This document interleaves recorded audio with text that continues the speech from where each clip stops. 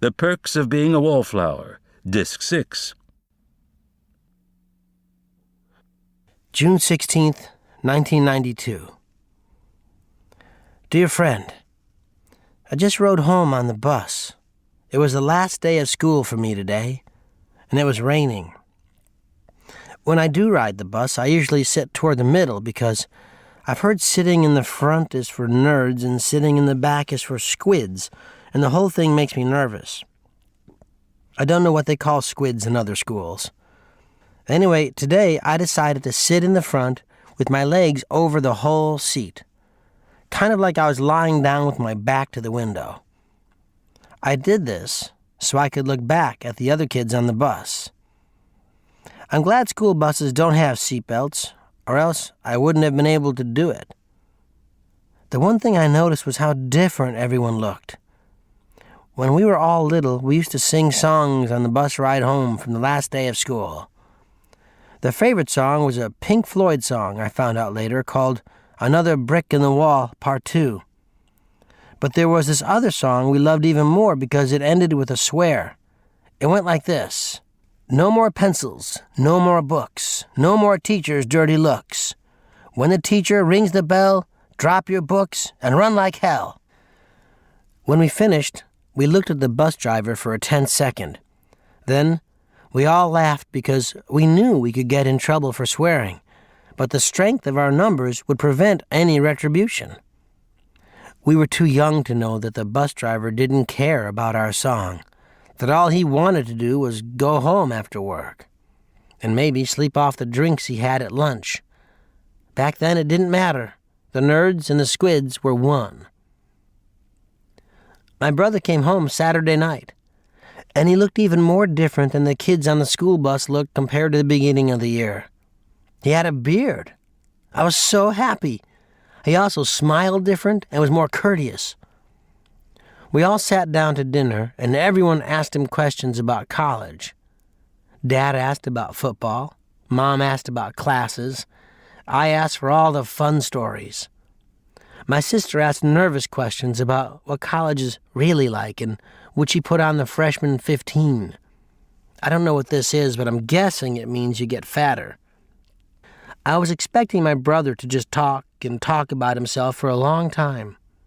He would do that whenever there was a big game in high school or the prom or something, but he seemed a lot more interested in what we were all doing, especially my sister with her graduation. So while they were talking, I suddenly remembered the TV news sportsman and what he said about my brother. I got so excited, and I told my whole family, and this is what happened as a result. My dad said, "Hey, how about that?" My brother said, "Really?" I said, "Yeah, I talked to him." My brother said, "Did he say something good?" My father said, "Any press is good press." I don't know where my father learns these things.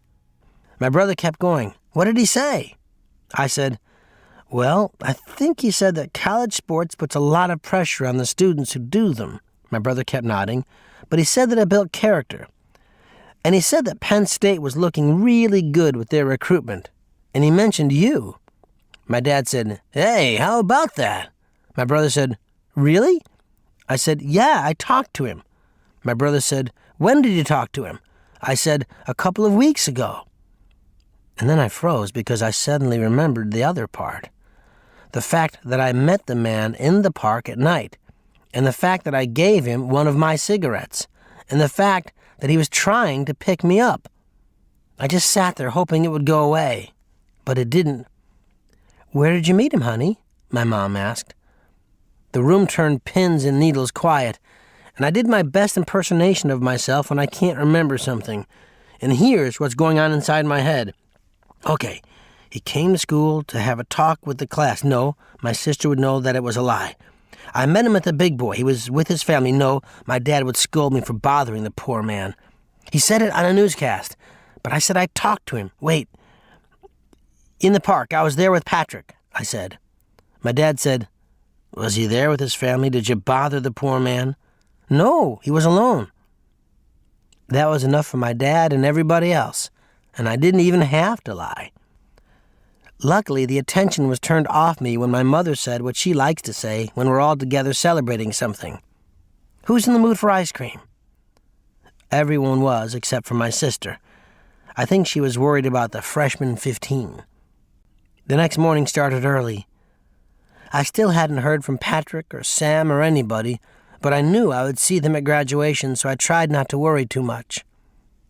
All my relatives, including my dad's family from Ohio, came to the house around 10 a.m. The two families really don't like each other, except for all of us younger cousins because we don't know any better. We had this big brunch with champagne, and just like last year, for my brother's graduation, my mom gave her dad, my grandfather, sparkling apple juice instead of champagne because she didn't want him to get drunk and make a scene. And he said the same thing he said last year. "This is good champagne." I don't think he knew the difference because he's a beer drinker, sometimes whiskey. Around 12:30, brunch was over.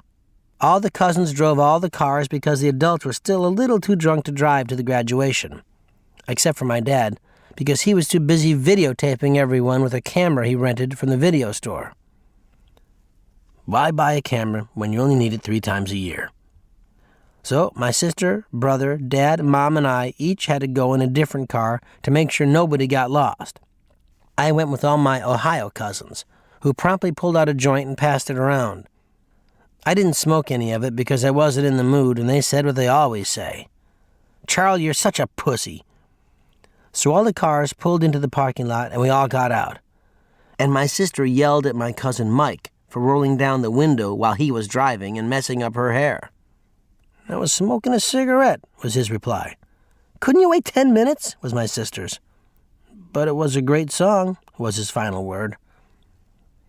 So, as my dad was getting the video camera out of the trunk, and my brother was talking to some of the graduating girls who were a year older and looking good, my sister went for my mom to get my mom's purse. The great thing about my mom's purse is that no matter what you need at any given moment, she has it. When I was little, I used to call it the first aid kit because that's all we needed back then. I still can't figure out how she does it. After primping, my sister followed the trail of graduation caps to the field, and we all found our way to the bleachers. I sat in between my mom and my brother, since my dad was off getting a better camera angle, and my mom kept shushing my grandfather, who kept talking about how many black people were in the school. When she couldn't stop him, she mentioned my story about the TV news sportsman talking about my brother. This made my grandfather call my brother over to talk about it. This was smart on my mom's part because my brother is the only person who can get my grandfather to stop making a scene because he's really direct about it. After the story, this is what happened. "Jesus, look at these bleachers. How many colored people—" My brother cut him off. "Okay, Grandpa, here's the deal. If you embarrass us one more time, I'm going to drive you back to the nursing home and you'll never see your granddaughter give a speech." My brother is real tough. "But then you won't see the speech either, big shot." My grandfather's real tough too. "Yeah, but my dad is videotaping it, and I can arrange it so I get to see the tape and you don't, can't I?" My grandfather has a really weird smile, especially when someone else wins. He didn't say anything more about it. He just started talking about football and didn't even mention anything about my brother playing on a team with black kids. I can't tell you how bad it was last year since my brother was on the field graduating instead of up in the bleachers making my grandfather stop. While they were talking about football, I kept looking for Patrick and Sam, but all I saw were those graduation caps in the distance. When the music started, the caps started marching toward the folding chairs set up on the field. That's when I finally saw Sam walking behind Patrick. I was so relieved. I couldn't really tell if she was happy or sad, but it was enough just to see her and know that she was there. When all the kids got in the chairs, the music stopped, and Mr. Small got up and gave a speech about what a wonderful class this was. He mentioned some of the achievements the school had made, and he emphasized how much they needed support at the Community Day bake sale to start a new computer lab. Then he introduced the class president, who gave a speech. I don't know what class presidents do, but the girl gave a very good speech. Then it was time for the 5 top honor students to give a speech. That's the tradition in the school. My sister was second in her class, so she gave the 4th speech. The valedictorian is always last. Then Mr. Small and the vice principal, whom Patrick swears is gay, hand out the diplomas. The first 3 speeches were very similar. They all had quotes from pop songs that had something to do with the future. And all through the speeches, I could see my mother's hands. She was gripping them tighter and tighter together. When they announced my sister's name, my mom uncoiled into applause. It was really great watching my sister get on the podium because my brother was something like 223rd in his class and consequently didn't get to give a speech. Maybe I'm biased, but when my sister quoted a pop song and talked about the future, it seemed great. I looked over at my brother, and he looked over at me, and we both smiled. Then we looked at my mother, and she was crying really soft and messy, so my brother and I each took one of her hands. She looked at us and smiled and cried harder. Then we both rested our heads on her shoulders like a sideways hug, which made her cry even harder. Or maybe it let her cry even harder. I'm not sure which. But she gave our hands a little squeeze and said, "My boys," real soft, and went back to crying. I love my mom so much. I don't care if that's corny to say. I think on my next birthday, I'm going to buy her a present. I think that should be the tradition. The kid gets gifts from everybody, and he buys one present for his mom since she was there too. I think that would be nice. When my sister finished her speech, we all clapped and yelled, but nobody clapped or yelled louder than my grandfather. Nobody. I don't remember what the valedictorian said except that she quoted Henry David Thoreau instead of a pop song. Then Mr. Small got up on the stage and asked everyone to refrain from applause until all the names were read and all the diplomas were handed out. I should mention that this didn't work last year either. So I saw my sister get her diploma and my mother cry again. And then I saw Mary Elizabeth, and I saw Alice, and I saw Patrick, and I saw Sam. It was a great day. Even when I saw Brad, it seemed okay. We all met my sister in the parking lot, and the first one to hug her was my grandfather. He really is a proud man in his way. Everyone said how much they loved my sister's speech, even if they didn't. Then we all saw my father walking across the parking lot, holding the video camera above his head triumphantly. I don't think anybody hugged my sister longer than my dad. I looked around for Sam and Patrick, but I couldn't find them anywhere. On the way home for the party, my Ohio cousins lit up another joint. This time I took a hit, but they still call me a pussy. I don't know why. Maybe that's just what Ohio cousins do. That and tell jokes. What is 32 legs and 1 tooth? What? We all asked. A West Virginia unemployment line. Things like that. When we got home, my Ohio cousins went straight for the bar because graduation seemed to be the one occasion where anyone can drink. At least it was like that last year and this year. I wonder what my graduation will be like. It seems very far away. So my sister spent the first hour of the party opening up all the gifts, and her smile grew with each check, sweater, or $50 bill. Nobody in our family is rich, but it seems like everybody saves up just enough for these kind of events, and we all pretend we're rich for a day. The only people who didn't get my sister money or a sweater were my brother and I. My brother promised to take her out one day to shop for college things like soap, which he would pay for. And I bought her a little house that was hand-carved out of stone and painted in England. I told her I wanted to give her something that makes her feel like she's at home even after she goes away. My sister actually kissed my cheek for that. But the best part of the party happened when my mother came to me and said I had a phone call. I went to the phone. "Hello? Charlie? Sam, when are you coming over?" she asked. "Now," I said. Then my father, who was drinking a whiskey sour, growled, "You're not going anywhere until your relatives leave, you hear me?" Sam, I have to wait for my relatives to leave, I said. Okay, we'll be here until 7, then we'll call you from wherever we are.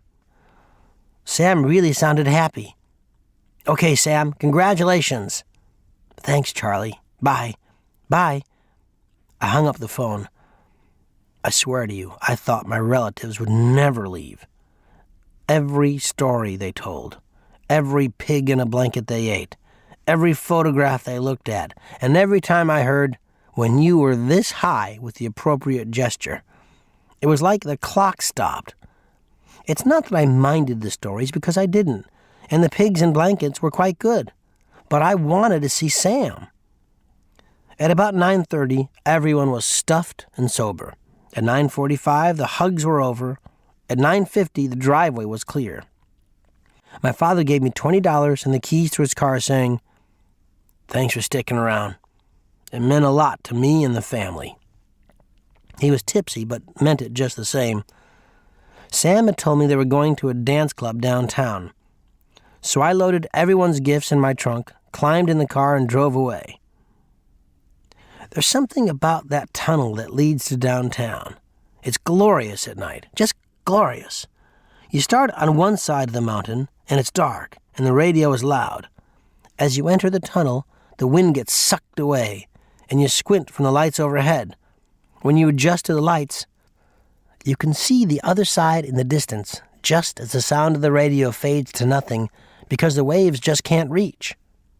Then, you're in the middle of the tunnel, and everything becomes a calm dream. As you see the opening get closer, you just can't get there fast enough. And finally, just when you think you'll never get there, you see the opening right in front of you, and the radio comes back even louder than you remember it, and the wind is waiting, and you fly out of the tunnel onto the bridge. And there it is, the city. 1,000,000 lights and buildings, and everything seems as exciting as the first time you saw it. It really is a grand entrance. After about half an hour looking around the dance club, I finally saw Mary Elizabeth with Peter. They were both drinking scotch and sodas, which Peter bought since he's older and had his hand stamped. I congratulated Mary Elizabeth and asked where everybody was. She told me that Alice was getting high in the ladies' room, and Sam and Patrick were on the floor dancing. She said to just have a seat until they came back because she didn't know where they were specifically. So I sat down and listened to Peter argue with Mary Elizabeth about the Democratic candidates. Again, the clock seemed to stop. I wanted to see Sam that badly. After about 3 songs, Sam and Patrick came back, completely coated in sweat. "Charlie!" I stood up, and we all hugged like we hadn't seen each other in months. Considering everything that happened, I guess that makes sense. After we let go, Patrick lay on top of Peter and Mary Elizabeth like they were a sofa. Then he took Mary Elizabeth's drink out of her hand and drank it. "Hey, asshole," was her response.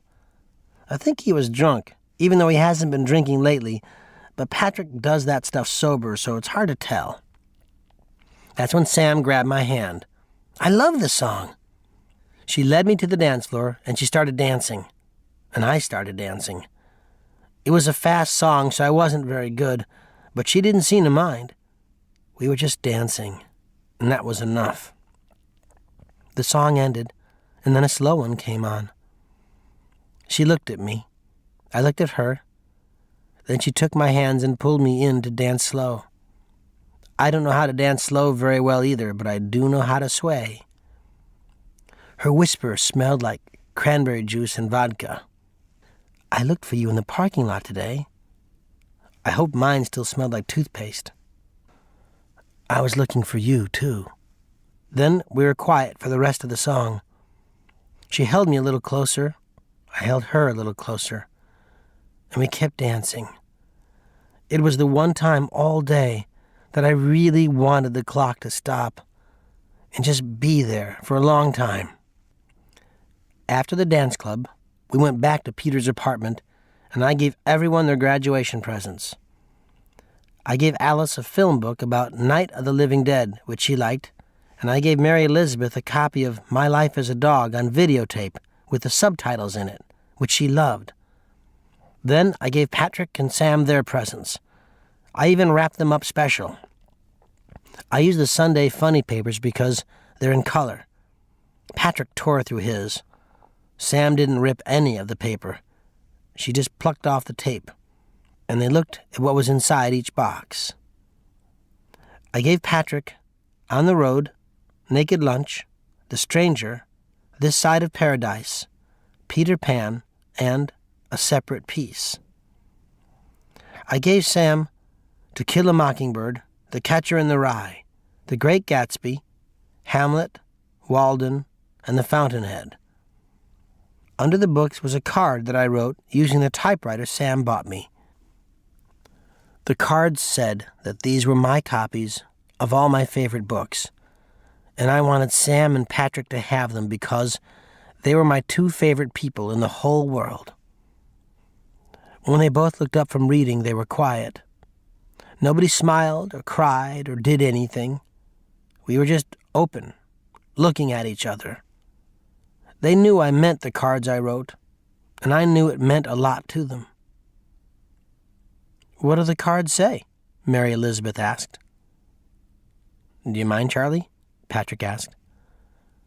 I shook my head no, and they each read their cards while I went to fill up my coffee cup with red wine. When I came back, they all looked at me, and I said, "I'm going to miss you all very much. I hope you have a great time at college." And then I started crying because it suddenly hit me that they were all leaving. I think Peter thinks I'm a little strange. So Sam stood up and took me into the kitchen, telling me on the way there that it was okay. When we got to the kitchen, I was a little more calm. Sam said, "You know I'm leaving in a week, Charlie?" "Yeah, I know. Don't start crying again." "Okay. I want you to listen." "Okay. I'm really scared to be alone at college." "You are?" I asked. I never really thought of that before. "Just like you're really scared to be alone here." "Okay," I nodded. "So I'll make you a deal. When things get to be too much at college, I'll call you. And when things get to be too much here, you call me." "Could we write letters back and forth?" "Of course," she said. Then I started crying again.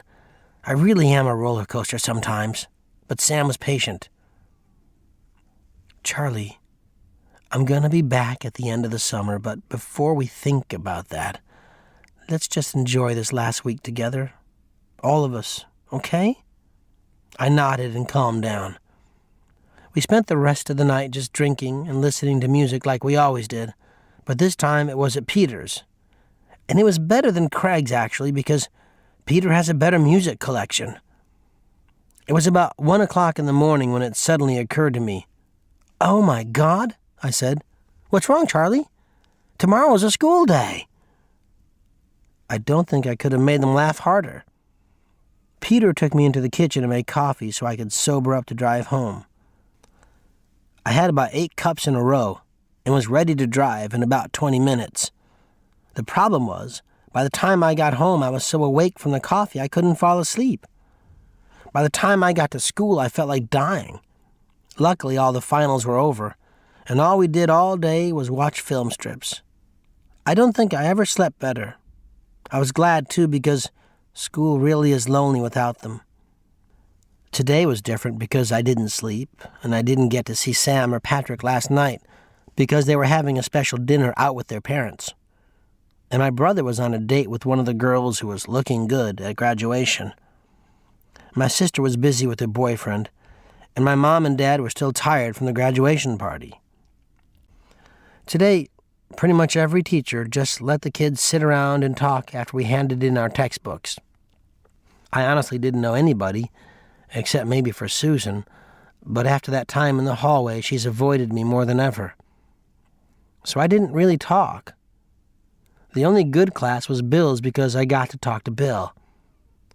It was hard saying goodbye to him after class was over, but he said that it wasn't goodbye. I could call him any time over the summer if I wanted to talk or borrow books, and that made me feel a little better. This one kid with crooked teeth named Leonard called me a teacher's pet in the hallway after Bill's class, but I didn't mind because I think he missed the point somewhere.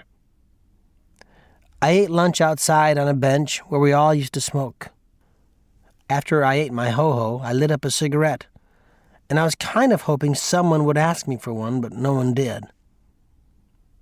When the last class was over, everyone was cheering and making plans with each other for the summer.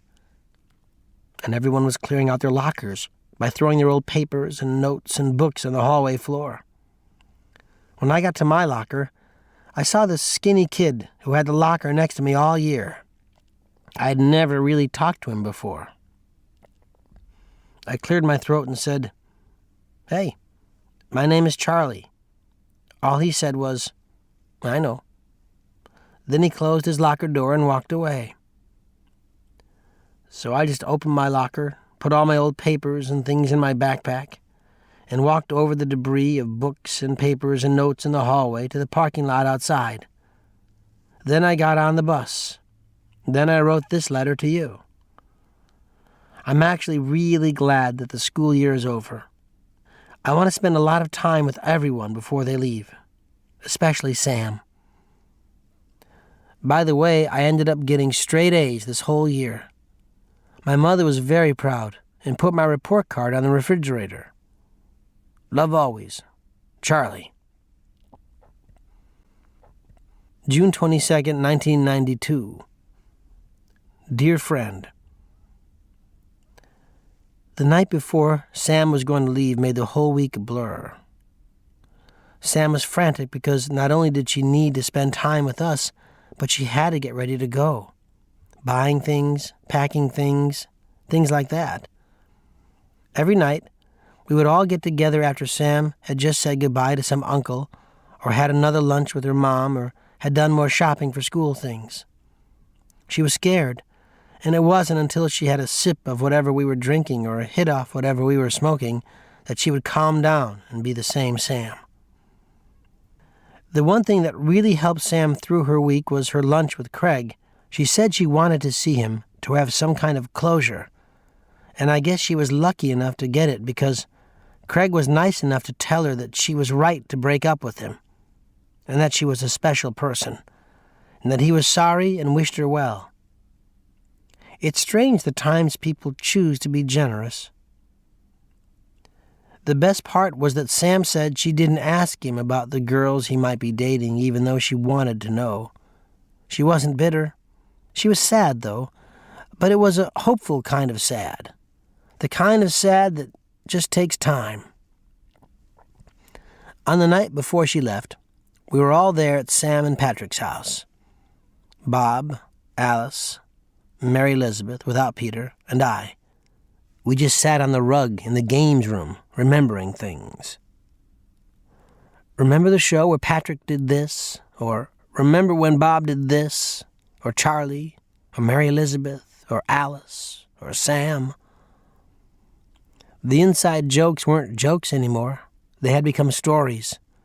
Nobody brought up the bad names or the bad times, and nobody felt sad as long as we could postpone tomorrow with more nostalgia. After a while, Mary Elizabeth and Bob and Alice left, saying they would be back in the morning to see Sam off. So it was just me, Patrick, and Sam, just sitting there, not saying much, until we started our own Remember When. Remember when Charlie first came to us at the football game? And remember when Charlie let the air out of Dave's tires at the homecoming dance? And remember the poem, and the mixtape, and Punk Rocky in color? And remember when we all felt infinite? After I said that, we all got quiet and sad. In the silence, I remembered this one time that I had never told anybody about. The time we were walking, just the three of us, and I was in the middle. I don't remember where we were walking to or where we were walking from. I don't even remember the season. I just remember walking between them and feeling for the first time that I belonged somewhere. Finally, Patrick stood up. I'm tired, guys. Good night. Then he messed up our hair and went to his room. Sam turned to me. Charlie, I have to pack up some things. Would you stay with me for a while? I nodded, and we went upstairs. As we entered her room, I noticed how different it looked from the night Sam kissed me. The pictures were down, and the dressers were empty, and everything was in a big pile on the bed. I said to myself that I would not cry no matter what because I didn't want to make Sam feel any more panicked than she already was. So I just watched her pack, and I tried to notice as many details as I possibly could. Her long hair and her thin wrists and her green eyes. I wanted to remember everything, especially the sound of her voice. She talked about a lot of things, trying to keep herself distracted. She talked about what a long drive they had tomorrow and how her parents had rented a van. She wondered what her classes would be like and what her eventual major would be. She said she didn't want to join a sorority, but was looking forward to the football games. She was just getting more and more sad. Finally, she turned around. Why didn't you ask me out when the whole Craig thing happened? I just sat there. I didn't know what to say. She said it soft. Charlie, after that thing with Mary Elizabeth at the party and us dancing at the club and everything, I didn't know what to say. Honestly, I was lost. Okay, Charlie, I'll make this easy. When that whole thing with Craig happened, what did you think? She really wanted to know. I said, well, I thought a lot of things, but mostly I thought that your being sad was much more important to me than Craig not being your boyfriend anymore. And if it meant that I would never get to think of you that way, as long as you were happy, it was okay. That's when I realized that I really loved you. She sat down on the floor with me. She spoke quiet. Charlie, don't you get it? I can't feel that. It's sweet and everything, but it's like you're not even there sometimes. It's great that you can listen and be a shoulder to someone, but what about when someone doesn't need a shoulder? What if they need the arms or something like that? You can't just sit there and put everybody's lives ahead of yours and think that counts as love. You just can't. You have to do things. Like what? I asked. My mouth was dry. I don't know. Like, take their hands when the slow song comes up for a change. Or be the one who asks someone for a date. Or tell people what you need or what you want. Like on the dance floor. Did you want to kiss me? Yeah, I said. Then why didn't you? She asked, real serious. Because I didn't think you wanted me to. Why did you think that? Because of what you said. What I said 9 months ago? When I told you not to think of me that way? I nodded. Charlie, I also told you not to tell Mary Elizabeth she was pretty, and to ask her a lot of questions and not interrupt her. Now she's with a guy who does the exact opposite, and it works because that's who Peter really is. He's being himself, and he does things. But I didn't like Mary Elizabeth. Charlie, you're missing the point. The point is that I don't think you would have acted different even if you did like Mary Elizabeth. It's like you can come to Patrick's rescue and hurt two guys that are trying to hurt him. But what about when Patrick's hurting himself? Like when you guys went to that park. Or when he was kissing you. Did you want him to kiss you? I shook my head no. So why did you let him? I was just trying to be a friend, I said. But you weren't, Charlie. At those times, you weren't being his friend at all because you weren't honest with him. I sat there very still. I looked at the floor. I didn't say anything. Very uncomfortable. Charlie, I told you not to think of me that way 9 months ago because of what I'm saying now. Not because of Craig. Not because I didn't think you were great. It's just that I don't want to be somebody's crush. If somebody likes me, I want them to like the real me, not what they think I am. And I don't want them to carry it around inside. I want them to show me so I can feel it too. I want them to be able to do whatever they want around me. And if they do something I don't like, I'll tell them. She was starting to cry a little, but she wasn't sad. You know, I blame Craig for not letting me do things. You know how stupid I feel about that now? Maybe he didn't really encourage me to do things, but he didn't prevent me from doing them either. But after a while, I didn't do things because I didn't want him to think different about me. But the thing is, I wasn't being honest. So why would I care whether or not he loved me when he didn't really even know me? I looked up at her. She had stopped crying. So tomorrow I'm leaving. And I'm not going to let that happen again with anyone else. I'm going to do what I want to do. I'm going to be who I really am, and I'm going to figure out what that is. But right now I'm here with you, and I want to know where you are, what you need, and what you want to do.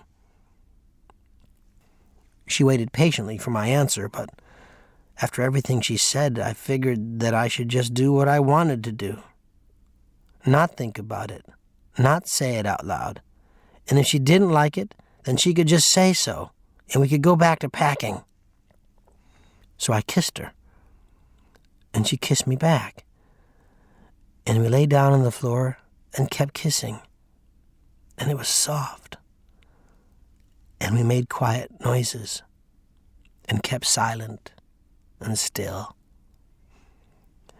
We went over to the bed and lay down on all the things that weren't put in suitcases. And we touched each other from the waist up over our clothes, and then under our clothes, and then without clothes. And it was so beautiful. She was so beautiful. She took my hand and slid it under her pants, and I touched her, and I just couldn't believe it. It was like everything made sense, until she moved her hand under my pants and she touched me. That's when I stopped her. "What's wrong?" she asked. "Did that hurt?" I shook my head. It felt good, actually. I didn't know what was wrong. "I'm sorry, I didn't mean to." "No, don't be sorry," I said. "But I feel bad," she said. "Please don't feel bad." "It was very nice," I said. I was starting to get really upset. "You're not ready?" she asked. I nodded, but that wasn't it. I didn't know what it was. "It's okay that you're not ready," she said. She was being really nice to me, but I was just feeling so bad. "Charlie, do you want to go home?" she asked. I guess I nodded because she helped me get dressed, and then she put on her shirt. And I wanted to kick myself for being such a baby, because I loved Sam, and we were together, and I was ruining it, just terrible. I felt so terrible. She took me outside. "Do you need a ride?" she asked. I had my father's car. I wasn't drunk. She looked really worried. "No, thanks." "Charlie, I'm not going to let you drive like this." "I'm sorry, I'll walk then," I said. "It's 2:00 in the morning. I'm driving you home." She went to another room to get the car keys.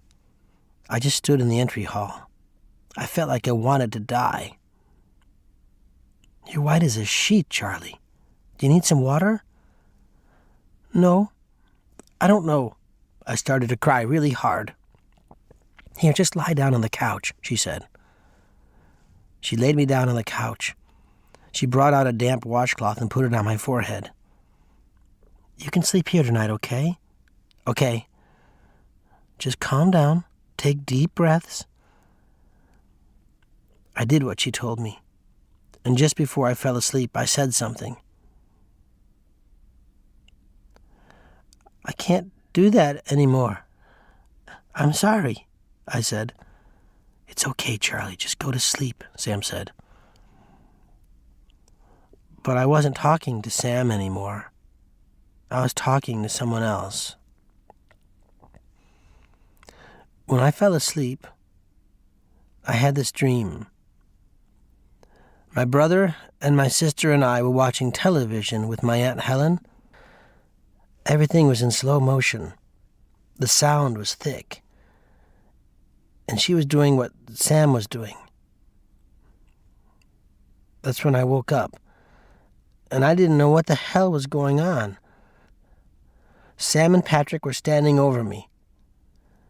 Patrick asked if I wanted some breakfast. I guess I nodded.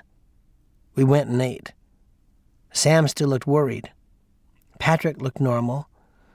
We had bacon and eggs with their parents, and everyone made small talk. I don't know why I'm telling you about bacon and eggs. It's not important. It's not important at all. Mary Elizabeth and everyone came over, and while Sam's mom was busy checking everything twice, we all walked to the driveway. Sam and Patrick's parents got in the van. Patrick got in the driver's side of Sam's pickup truck, telling everyone he'd see them in a couple of days. Then Sam hugged and said goodbye to everyone. Since she was coming back for a few days toward the end of the summer, it was more of a see ya than a goodbye. I was last. Sam walked up and held me for a long time. Finally, she whispered in my ear.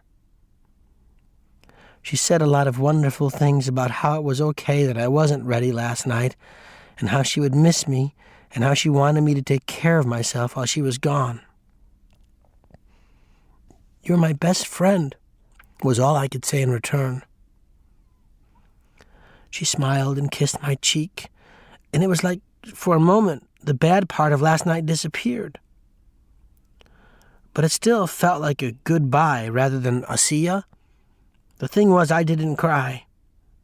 I didn't know what I felt.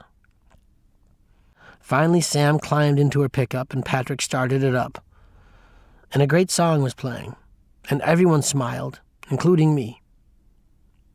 But I wasn't there anymore. It wasn't until I couldn't see the cars that I came back, and things started feeling bad again. But this time they felt much worse. Mary Elizabeth and everyone were crying now, and they asked me if I wanted to go to the big boy or something. I told them no, thank you, I need to go home. "Are you okay, Charlie?"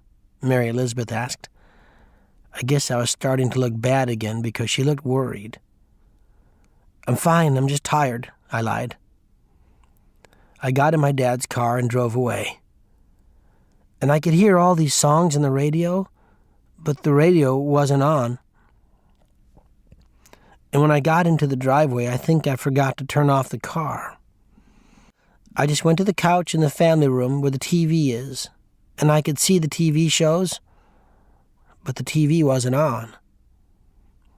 I don't know what's wrong with me. It's like all I can do is keep writing this gibberish to keep from breaking apart. Sam's gone, and Patrick won't be home for a few days. And I just couldn't talk with Mary Elizabeth or anybody, or my brother or anybody in my family, except maybe my Aunt Helen. But she's gone. And even if she were here, I don't think I could talk to her either. Because I'm starting to feel like what I dreamt about her last night was true. And my psychiatrist questions weren't weird after all. I don't know what I'm supposed to do now. I know other people have it a lot worse. I do know that. But it's crashing in anyway. And I just can't stop thinking that the little kid eating French fries with his mom in the shopping mall is going to grow up and hit my sister. I'd do anything not to think that. I know I'm thinking too fast again, and it's all in my head like the trance, but it's there, and it won't go away. I just keep seeing him, and he keeps hitting my sister, and he won't stop. And I want him to stop because he doesn't mean it, but he just doesn't listen, and I don't know what to do. I'm sorry, but I have to stop this letter now. But first, I want to thank you for being one of those people who listens and understands and doesn't try to sleep with people even though you could have. I really mean it. And I'm sorry I put you through this when you don't even know who I am, and we've never met in person, and I can't tell you who I am because I promised to keep all those little secrets. I just don't want you to think that I picked your name out of the phone book. It would kill me if you thought that. So please believe me when I tell you that I felt terrible after Michael died.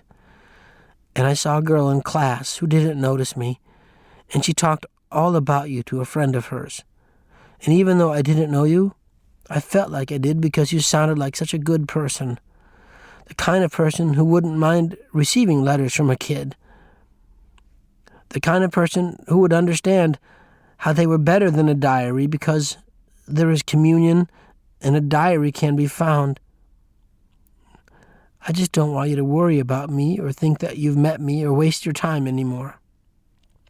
I'm so sorry that I wasted your time because you really do mean a lot to me, and I hope you have a very nice life because I really think you deserve it. I really do. I hope you do too. Okay then. Goodbye. Love always. Charlie. Epilogue. August 23rd, 1992. Dear friend, I've been in the hospital for the past 2 months. They just released me yesterday. The doctor told me that my mother and father found me sitting on the couch in the family room. I was completely naked, just watching the television, which wasn't on. I wouldn't speak or snap out of it, they said. My father even slapped me to wake me up, and like I told you, he never hits. But it didn't work. So they brought me to the hospital where I stayed when I was 7 after my Aunt Helen died. They told me I didn't speak or acknowledge anyone for a week. Not even Patrick, whom I guess visited me during that time. It's scary to think about. All I remember is putting the letter in the mailbox.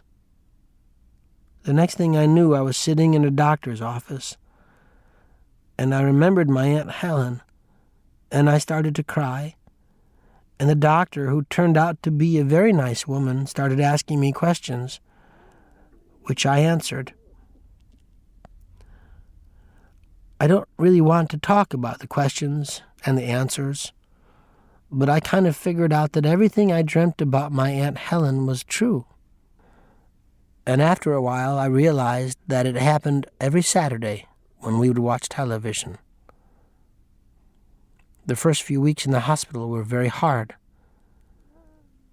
The hardest part was sitting in the doctor's office when the doctor told my mom and dad what had happened. I have never seen my mother cry so much, or my father look so angry, because they didn't know it was happening when it was. But the doctors helped me work out a lot of things since then, about my Aunt Helen and about my family and friends and me. There are a lot of stages to these kinds of things, and she was really great through all of them. The thing that helped me the most, though, was the time I could have visitors. My family, including my brother and sister, always came for those days until my brother had to go back to school to play football. After that, my family came without my brother, and my brother sent me cards. He even told me on his last card that he read my report on Walden and liked it a lot, which made me feel really good. Just like the first time I saw Patrick. The best thing about Patrick is that even when you're in a hospital, he doesn't change. He just cracks jokes to make you feel better, instead of asking you questions about feeling worse. He even brought me a letter from Sam, And Sam said that she was coming back at the end of August, and if I got better by then, she and Patrick would drive me through the tunnel. And this time, I could stand in the back of the pickup truck if I wanted to. Things like that helped me more than anything. The days when I received mail were good, too. My grandfather sent me a really nice letter. So did my great-aunt. So did my grandma and great-uncle Phil. My Aunt Rebecca even sent me flowers with a card that was signed by all my Ohio cousins. It was nice to know that they were thinking about me, just like it was nice the time Patrick brought Mary Elizabeth and Alice and Bob and everyone for a visit, including Peter and Craig. I guess they're friends again, and I was glad they were. Just like I was glad that Mary Elizabeth did most of the talking, because it made things feel more normal. Mary Elizabeth even stayed a little later than the others. I was so happy to have a chance to talk with her alone before she left for Berkeley. Just like I was happy for Bill and his girlfriend when they came to see me 2 weeks ago. They're getting married this November, and they want me to go to their wedding. It's nice to have things to look forward to. The time it started to feel like everything was going to be all right was the time when my sister and brother stayed after my parents had left. This was sometime in July. They asked me a lot of questions about Aunt Helen because I guess nothing had ever happened to them. And my brother looked really sad. And my sister looked really mad. It was at that time that things started to get clearer because there was nobody to hate anymore after that. What I mean is that I looked at my brother and sister and I thought that maybe someday they would be an aunt and uncle, just like I would be an uncle. Just like my mother and Aunt Helen were sisters. And we could all sit around and wonder and feel bad about each other and blame a lot of people for what they did or didn't do or what they didn't know. I don't know. I guess there could always be someone to blame. Maybe if my grandfather didn't hit her, my mom wouldn't be so quiet. And maybe she wouldn't have married my dad because he doesn't hit. And maybe I would never have been born. But I'm very glad to have been born, so I don't know what to say about it all, especially since my mom seems happy with her life, and I don't know what else there is to want. It's like if I blamed my Aunt Helen, I would have to blame her dad for hitting her, and the friend of the family that fooled around with her when she was little, and the person that fooled around with him, and God for not stopping all this and things that are much worse. And I did do that for a while. But then I just couldn't anymore, because it wasn't going anywhere, because it wasn't the point. I'm not the way I am because of what I dreamt and remembered about my Aunt Helen. That's what I figured out when things got quiet, and I think that's very important to know. It made things feel clear and together. Don't get me wrong.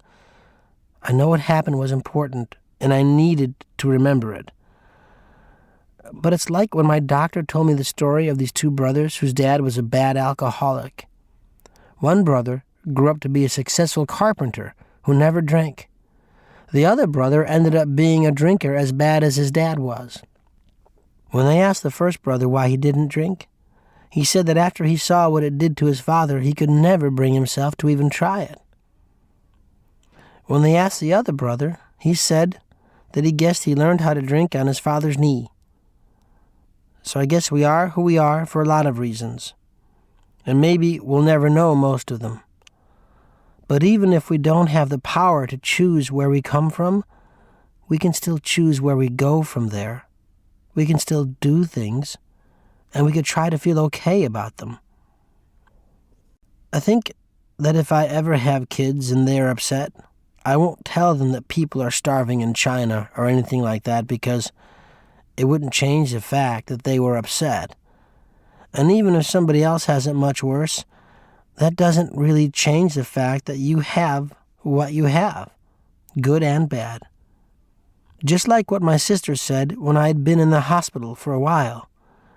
She said that she was really worried about going to college, and considering what I was going through, she felt really dumb about it. But I don't know why she would feel dumb. I'd be worried too. And really, I don't think I have it any better or worse than she does. I don't know. It's just different. Maybe it's good to put things in perspective. But sometimes I think that the only perspective is to really be there. Like Sam said. Because it's okay to feel things and be who you are about them. When I got released yesterday, my mom drove me home. It was in the afternoon, and she asked me if I was hungry, and I said yes. Then she asked me what I wanted, and I told her I wanted to go to McDonald's, like we did when I was little and got sick and stayed home from school. So we went there. And it was so nice to be with my mom and eat French fries. And later that night to be with my family at dinner time and have things just be like they always were. That was the amazing part. Things just keep going. We didn't talk about anything heavy or light. We were just there together. And that was enough. So, today my father went to work. And my mother took my sister and me out to take care of last-minute things for my sister since she's leaving for college in a few days. When we got back, I called Patrick's house because he said that Sam should be home by then. Sam answered the phone, and it was so nice to hear her voice. Later they came by in Sam's pickup truck, and we went to the big boy just like we always did. Sam told us about her life at school, which sounded very exciting. And I told her about my life in the hospital, which didn't. And Patrick made jokes to keep everyone honest. After we left, we got in Sam's pickup truck, and just like Sam promised, we drove to the tunnel. About half a mile from the tunnel, Sam stopped the car, and I climbed in back. Patrick played the radio really loud so I could hear it, and as we were approaching the tunnel, I listened to the music and thought about all the things that people have said to me over the past year. I thought about Bill telling me I was special, and my sister saying she loved me, and my mom, too, and even my dad and brother when I was in the hospital. I thought about Patrick calling me his friend, and I thought about Sam telling me to do things, to really be there. And I just thought how great it was to have friends and a family. As we went into the tunnel, I didn't hold up my arms like I was flying. I just let the wind rush over my face. And I started crying and smiling at the same time. Because I couldn't help feeling just how much I loved my Aunt Helen for buying me 2 presents. And how much I wanted the present I bought my mom for my birthday to be really special. And how much I wanted my sister and brother and Sam and Patrick and everyone else to be happy. But mostly, I was crying because I was suddenly very aware of the fact that it was me standing up in that tunnel with the wind over my face, not caring if I saw downtown, not even thinking about it, because I was standing in the tunnel, and I was really there, and that was enough to make me feel infinite. Tomorrow I start my sophomore year of high school, and believe it or not, I'm really not that afraid of going. I'm not sure if I'll have the time to write any more letters because I might be too busy trying to participate. So, if this does end up being my last letter, please believe that things are good with me, and even when they're not, they will be soon enough. And I will believe the same about you. Love always, Charlie.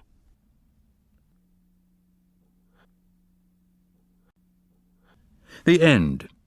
You've been listening to The Perks of Being a Wallflower by Stephen Chbosky, narrated by Johnny Heller and directed by Tiana Kennedy. If you've enjoyed this book and this performance, Recorded Books recommends Sweet and Vicious by David Schickler, narrated by Nick Landrum. Sexy and willful Grace McGlone is saving herself for the right man. When Henry Dante pulls into the small Wisconsin town where she works at the car wash, she instantly knows he's the one. He knows it too. But what she doesn't know is that Henry's carrying the planets, a set of famous Spanish diamonds, ill-gotten gains that might cost them both their lives.